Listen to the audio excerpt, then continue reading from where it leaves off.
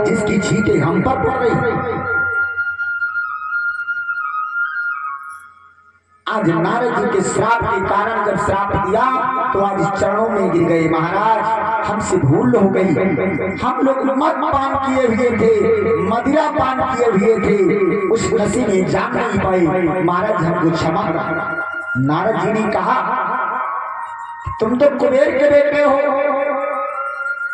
तुमको तो इतना ज्ञान होना चाहिए कि जल में कभी वस्त्र विहीन होकर के स्नान नहीं करना चाहिए।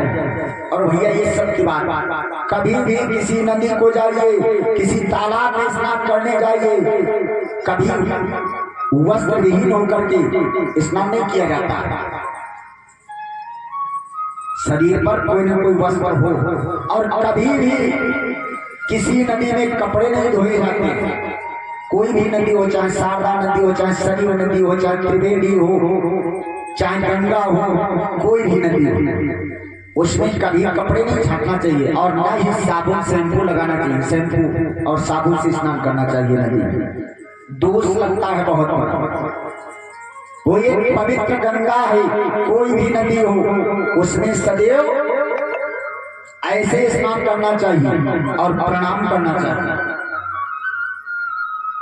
और जब कभी कहीं जाइए आप, जैसे हमारे द्वार गए गंगा जी को, और गंगा जी का आप सोच रहे हैं कि गंगा जी को आए हैं तो गंगा जी का जल घर लेते चले,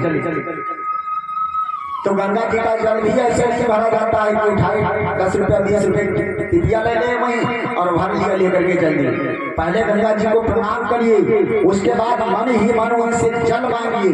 हे माता जी, हम आपका जल अपने घर ले जाना चाहते हैं, ये काम है या ऐसे ही हम अपने घर ले जाना चाहते हैं यदा कदा पूजा पाठ में लगाने के लिए आपसे विनती करते हैं कि आप अपना जल दीजिए, प्रदान कीजिए, उसके बाद जल ले लीजिए। ये